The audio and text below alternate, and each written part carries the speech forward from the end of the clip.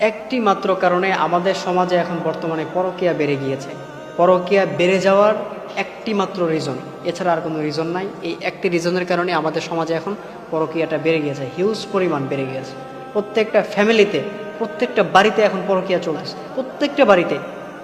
আমরা এখন দেখতে পাই যে ফোনের মধ্যে ফোন আসলে, মানে 100 ফোন আসলে দৈনিক, এর মধ্যে 99টা হচ্ছে পরকীয়া নিয়ে। প্রত্যেকটা ঘরে ঘরে, প্রত্যেকটা ফ্যামিলিতে পরকীয়া চলে গেছে।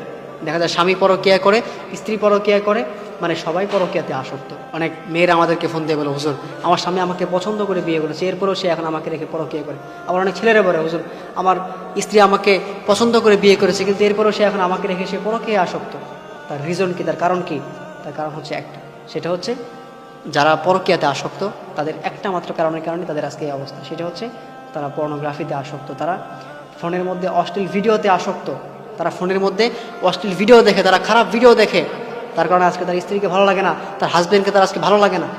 আপনি দেখবেন ম্যাক্সিমাম, আমি যে কথাটা বলতেছি আপনি কথাটা মিলিয়ে নেবেন, আপনি আমার কথাটা একটু মিলিয়ে নেবেন যে আমি এই কথাটা কি মিথ্যা বললাম না সঠিক বললাম। আপনি একটু এটা মিলিয়ে নিলে আপনি বুঝতে পারবেন যে পরকীয়ার বাড়ার কারণ হচ্ছে এটাই, যে যারা এখন পরকীয়া করতেছে, সেটা ছেলে হোক, যদি ছেলে পরকীয়া করে থাকে তাহলে বুঝবেন যে সে এখন পর্নোগ্রাফিতে আসক্ত। সে ফোনের মধ্যে বিভিন্ন মেয়েদের অশ্লীল ভিডিও দেখে, সে বিভিন্ন মেয়েদের ডান্সের ভিডিও দেখে, উল্টাপাল্টা ভিডিও দেখে। এগুলো দেখে সে ভাবে যে এই মেয়েটা এত সুন্দর, এই মেয়েটা এত স্মার্ট, এই মেয়েটা কত সুন্দর, সে সেজে গুজে ডান্স করতেছে, এই যে ভিডিওগুলো দেখে। তখন ভাবে আমার স্ত্রীটা বাসায় কাজ করে, সে নোংরা হয়ে থাকে, তার শরীর থেকে ঘাম বের হয়। মনে রাখবেন, সে তো অনলাইনে এসে ডান্স করতেছে, আপনি দেখতেছেন, কিন্তু আপনার স্ত্রীটা, সেও কিন্তু সুন্দর, আপনি তাকে সুন্দর দেখেই বিয়ে করেছেন, কিন্তু তার তো দায়িত্ব আছে, তার অনেক দায়িত্ব পালন করতে হয়।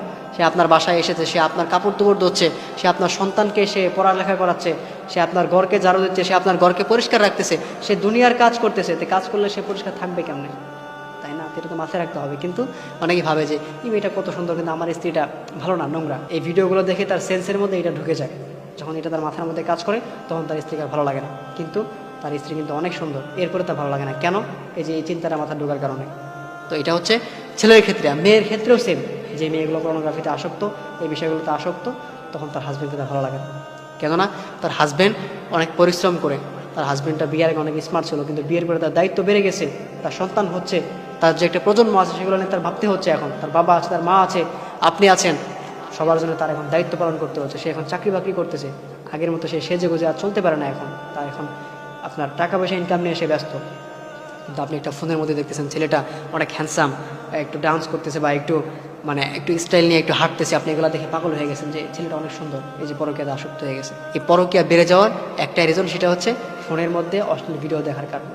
এই একটা মাত্র